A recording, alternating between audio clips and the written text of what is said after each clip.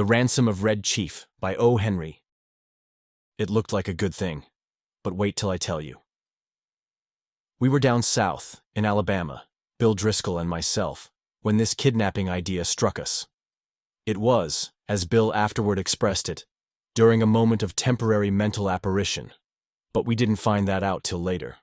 There was a town down there, as flat as a flannel cake, and called Summit, of course. It contained inhabitants of as undeleterious and self-satisfied a class of peasantry as ever clustered around a maypole. Bill and me had a joint capital of about $600, and we needed just $2,000 more to pull off a fraudulent town lot scheme in western Illinois with. We talked it over on the front steps of the hotel. Philoprogenitiveness, says we, is strong in semi-rural communities.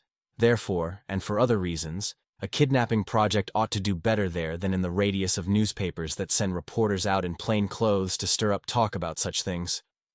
We knew that Summit couldn't get after us with anything stronger than constables and, maybe, some lackadaisical bloodhounds and a diatribe or two in the weekly farmer's budget. So, it looked good. We selected for our victim the only child of a prominent citizen named Ebenezer Dorset. The father was respectable and tight, a mortgage fancier, and a stern, upright collection plate passer and forecloser. The kid was a boy of 10, with bas-relief freckles, and hair the color of the cover of the magazine you buy at the newsstand when you want to catch a train. Bill and me figured that Ebenezer would melt down for a ransom of $2,000 to a cent. But wait till I tell you. About 2 miles from Summit was a little mountain, covered with a dense cedar brake. On the rear elevation of this mountain was a cave. There we stored provisions. One evening after sundown, we drove in a buggy past old Dorset's house. The kid was in the street, throwing rocks at a kitten on the opposite fence. "Hey, little boy," says Bill, "would you like to have a bag of candy and a nice ride?" The boy catches Bill neatly in the eye with a piece of brick. "That will cost the old man an extra $500, says Bill, climbing over the wheel. That boy put up a fight like a welterweight cinnamon bear, but at last, we got him down in the bottom of the buggy and drove away. We took him up to the cave, and I hitched the horse in the cedar brake. After dark, I drove the buggy to the little village 3 miles away, where we had hired it, and walked back to the mountain. Bill was pasting court plaster over the scratches and bruises on his features. There was a fire burning behind the big rock at the entrance of the cave, and the boy was watching a pot of boiling coffee, with 2 buzzard tail feathers stuck in his red hair. He points a stick at me when I come up and says, "Ha! Cursed paleface, do you dare to enter the camp of Red Chief, the terror of the plains?" "He's all right now," says Bill, rolling up his trousers and examining some bruises on his shins. "We're playing Indian. We're making Buffalo Bill's show look like magic lantern views of Palestine in the town hall. I'm Old Hank, the trapper, Red Chief's captive, and I'm to be scalped at daybreak. By Geronimo, that kid can kick hard." Yes, sir, that boy seemed to be having the time of his life. The fun of camping out in a cave had made him forget that he was a captive himself. He immediately christened me Snake Eye, the spy, and announced that, when his braves returned from the warpath, I was to be broiled at the stake at the rising of the sun. Then we had supper, and he filled his mouth full of bacon and bread and gravy, and began to talk. He made a during dinner speech something like this: "I like this fine. I never camped out before, but I had a pet possum once, and I was 9 last birthday. I hate to go to school. Rats ate up 16 of Jimmy Talbot's aunt's speckled hen's eggs. Are there any real Indians in these woods? I want some more gravy. Does the trees moving make the wind blow? We had 5 puppies. What makes your nose so red, Hank? My father has lots of money. Are the stars hot? I whipped Ed Walker twice. Saturday. I don't like girls. You descent catch toads unless with a string. Do oxen make any noise? Why are oranges round? Have you got beds to sleep on in this cave? Amos Murray has got 6 toes. A parrot can talk, but a monkey or a fish can't. How many does it take to make 12? Every few minutes he would remember that he was a pesky redskin, and pick up his stick rifle and tiptoe to the mouth of the cave to rubber for the scouts of the hated paleface. Now and then, he would let out a war whoop that made Old Hank the trapper shiver. That boy had Bill terrorized from the start. "Red Chief," says I to the kid, "would you like to go home?" "Ah, what for?" says he. "I don't have any fun at home. I hate to go to school. I like to camp out. You won't take me back home again, Snake Eye, will you? Not right away, says I. We'll stay here in the cave a while. All right, says he. That'll be fine. I never had such fun in all my life. We went to bed about 11 o'clock. We spread down some wide blankets and quilts and put Red Chief between us. We weren't afraid he'd run away. He kept us awake for 3 hours, jumping up and reaching for his rifle and screeching, "Hist! Pard!" in mine and Bill's ears, as the fancied crackle of a twig or the rustle of a leaf revealed to his young imagination the stealthy approach of the outlaw band. At last, I fell into a troubled sleep, and dreamed that I had been kidnapped and chained to a tree by a ferocious pirate with red hair. Just at daybreak, I was awakened by a series of awful screams from Bill. They weren't yells, or howls, or shouts, or whoops, or yops, such as you'd expect from a manly set of vocal organs. They were simply indecent, terrifying, humiliating screams, such as women emit when they see ghosts or caterpillars. It's an awful thing to hear a strong, desperate fat man scream incontinently in a cave at daybreak. I jumped up to see what the matter was. Red Chief was sitting on Bill's chest, with one hand twined in Bill's hair. In the other, he had the sharp case knife we used for slicing bacon, and he was industriously and realistically trying to take Bill's scalp, according to the sentence that had been pronounced upon him the evening before. I got the knife away from the kid and made him lie down again. But from that moment, Bill's spirit was broken. He laid down on his side of the bed, but he never closed an eye again in sleep as long as that boy was with us. I dozed off for a while, but along towards sunup, I remembered that Red Chief had said I was to be burned at the stake at the rising of the sun. I wasn't nervous or afraid, but I sat up and lit my pipe and leaned against a rock. "What you getting up so soon for, Sam?" asked Bill. "Me?" says I. "Oh, I got a kind of a pain in my shoulder. I thought sitting up would rest it." "You're a liar," says Bill. "You're afraid. You was to be burned at sunrise, and you was afraid he'd do it. And he would too, if he could find a match. Ain't it awful, Sam? Do you think anybody will pay out money to get a little imp like that back home?" "Sure," said I. "A rowdy kid like that is just the kind that parents dote on. Now, you and the chief get up and cook breakfast, while I go up on the top of this mountain and reconnoiter." I went up on the peak of the little mountain and ran my eye over the contiguous vicinity. Over towards summit, I expected to see the sturdy yeomanry of the village armed with scythes and pitchforks beating the countryside for the dastardly kidnappers. But what I saw was a peaceful landscape dotted with one man plowing with a dun mule. Nobody was dragging the creek. No couriers dashed hither and yon, bringing tidings of no news to the distracted parents. There was a sylvan attitude of somnolent sleepiness pervading that section of the external outward surface of Alabama that lay exposed to my view. "Perhaps," says I to myself, "it has not yet been discovered that the wolves have borne away the tender lambkin from the fold. Heaven help the wolves," says I, and I went down the mountain to breakfast. When I got to the cave, I found Bill backed up against the side of it, breathing hard, and the boy threatening to smash him with a rock half as big as a coconut. "He put a red-hot boiled potato down my back," explained Bill, "and then mashed it with his foot, and I boxed his ears. Have you got a gun about you, Sam?" I took the rock away from the boy and kind of patched up the argument. "I'll fix you," says the kid to Bill. "No man ever yet struck the Red Chief but what he got paid for it. You better beware." After breakfast, the kid takes a piece of leather with strings wrapped around it out of his pocket and goes outside the cave unwinding it. "What's he up to now?" says Bill anxiously. "You don't think he'll run away, do you, Sam?" "No fear of it," says I. "He don't seem to be much of a homebody. But we've got to fix up some plan about the ransom. There don't seem to be much excitement around Summit on account of his disappearance. But maybe they haven't realized yet that he's gone. His folks may think he's spending the night with Aunt Jane or one of the neighbors. Anyhow, he'll be missed today. Tonight we must get a message to his father demanding the $2,000 for his return." Just then we heard a kind of war whoop, such as David might have emitted when he knocked out the champion Goliath. It was a sling that Red Chief had pulled out of his pocket, and he was whirling it around his head. I dodged, and heard a heavy thud, and a kind of a sigh from Bill, like a horse gives out when you take his saddle off. A niggerhead rock the size of an egg had caught Bill just behind his left ear. He loosened himself all over and fell in the fire across the frying pan of hot water for washing the dishes. I dragged him out and poured cold water on his head for half an hour.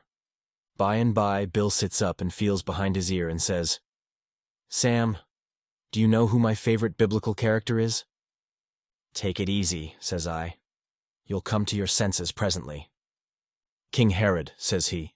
"You won't go away and leave me here alone, will you, Sam?" I went out and caught that boy and shook him until his freckles rattled. "If you don't behave," says I, "I'll take you straight home. Now, are you going to be good or not?" "I was only funning," says he sullenly. "I didn't mean to hurt old Hank, but what did he hit me for? I'll behave, Snake Eye, if you won't send me home and if you'll let me play the Black Scout today." "I don't know the game," says I. "That's for you and Mr. Bill to decide. He's your playmate for the day. I'm going away for a while, on business. Now you come in and make friends with him and say you are sorry for hurting him, or home you go, at once." I made him and Bill shake hands, and then I took Bill aside and told him I was going to Poplar Cove, a little village 3 miles from the cave, and find out what I could about how the kidnapping had been regarded in Summit. Also, I thought it best to send a peremptory letter to Old Man Dorset that day, demanding the ransom and dictating how it should be paid. "You know, Sam," says Bill, "I've stood by you without batting an eye in earthquakes, fire, and flood, in poker games, dynamite outrages, police raids, train robberies, and cyclones. I never lost my nerve yet till we kidnapped that 2-legged skyrocket of a kid. He's got me going. You won't leave me long with him, will you, Sam?" "I'll be back sometime this afternoon," says I. "You must keep the boy amused and quiet till I return, and now we'll write the letter to old Dorset." Bill and I got paper and pencil and worked on the letter while Red Chief, with a blanket wrapped around him, strutted up and down, guarding the mouth of the cave. Bill begged me tearfully to make the ransom $1,500 instead of $2,000. "I ain't attempting," says he, "to decry the celebrated moral aspect of parental affection, but we're dealing with humans, and it ain't human for anybody to give up $2,000 for that 40-pound chunk of freckled wildcat. I'm willing to take a chance at $1,500. You can charge the difference up to me." So, to relieve Bill, I acceded, and we collaborated a letter that ran this way. Ebenezer Dorset, Esquire. We have your boy concealed in a place far from Summit. It is useless for you or the most skillful detectives to attempt to find him. Absolutely. The only terms on which you can have him restored to you are these. We demand $1,500 in large bills for his return. The money to be left at midnight tonight at the same spot and in the same box as your reply, as hereinafter described. If you agree to these terms, send your answer in writing by a solitary messenger tonight at 8:30. After crossing Owl Creek on the road to Poplar Cove, there are 3 large trees about 100 yards apart, close to the fence of the wheat field on the right-hand side. At the bottom of the fence post, opposite the 3rd tree, will be found a small pasteboard box. The messenger will place the answer in this box and return immediately to Summit. If you attempt any treachery or fail to comply with our demand as stated, you will never see your boy again. If you pay the money as demanded, he will be returned to you safe and well within 3 hours. These terms are final, and if you do not accede to them, no further communication will be attempted. 2 desperate men. I addressed this letter to Dorset and put it in my pocket. As I was about to start, the kid comes up to me and says, "Aw, Snake Eye, you said I could play the Black Scout while you was gone." "Play it, of course," says I. "Mr. Bill will play with you. What kind of a game is it?" "I'm the Black Scout," says Red Chief, "and I have to ride to the stockade to warn the settlers that the Indians are coming. I'm tired of playing Indian myself. I want to be the Black Scout." "All right," says I. "It sounds harmless to me. I guess Mr. Bill will help you foil the pesky savages." "What am I to do?" asks Bill, looking at the kid suspiciously. "You are the hoss," says Black Scout. "Get down on your hands and knees. How can I ride to the stockade without a hoss?" "You'd better keep him interested," said I, "till we get the scheme going. Loosen up." Bill gets down on his all fours, and a look comes in his eye like a rabbit's when you catch it in a trap. "How far is it to the stockade, kid?" he asks, in a husky manner of voice. 90 miles, says the Black Scout, and you have to hump yourself to get there on time. Whoa, now. The Black Scout jumps on Bill's back and digs his heels in his side. "For heaven's sake," says Bill. "Hurry back, Sam, as soon as you can. I wish we hadn't made the ransom more than 1,000. Say you quit kicking me, or I'll get up and warm you good." I walked over to Poplar Cove and sat around the post office and store, talking with the chawbacons that came in to trade. One whiskerando says that he hears Summit is all upset on account of Elder Ebenezer Dorset's boy having been lost or stolen. That was all I wanted to know. I bought some smoking tobacco, referred casually to the price of black-eyed peas, posted my letter surreptitiously, and came away. The postmaster said the mail carrier would come by in an hour to take the mail on to Summit. When I got back to the cave, Bill and the boy were not to be found. I explored the vicinity of the cave and risked a yodel or two, but there was no response. So I lighted my pipe and sat down on a mossy bank to await developments. In about half an hour, I heard the bushes rustle, and Bill wobbled out into the little glade in front of the cave. Behind him was the kid, stepping softly like a scout, with a broad grin on his face. Bill stopped, took off his hat, and wiped his face with a red handkerchief. The kid stopped about 8 feet behind him. "Sam," says Bill, "I suppose you'll think I'm a renegade, but I couldn't help it. I'm a grown person with masculine proclivities and habits of self-defense. But there is a time when all systems of egotism and predominance fail. The boy is gone. I have sent him home. All is off. There was martyrs in old times," goes on Bill, "that suffered death rather than give up the particular graft they enjoyed. None of 'em ever was subjugated to such supernatural tortures as I have been. I tried to be faithful to our articles of depredation, but there came a limit." "What's the trouble, Bill?" I asks him. "I was rode," says Bill, "the 90 miles to the stockade, not barring an inch. Then, when the settlers was rescued, I was given oats. Sand ain't a palatable substitute. And then, for an hour, I had to try to explain to him why there was nothing in holes, how a road can run both ways, and what makes the grass green. I tell you, Sam, a human can only stand so much. I takes him by the neck of his clothes and drags him down the mountain.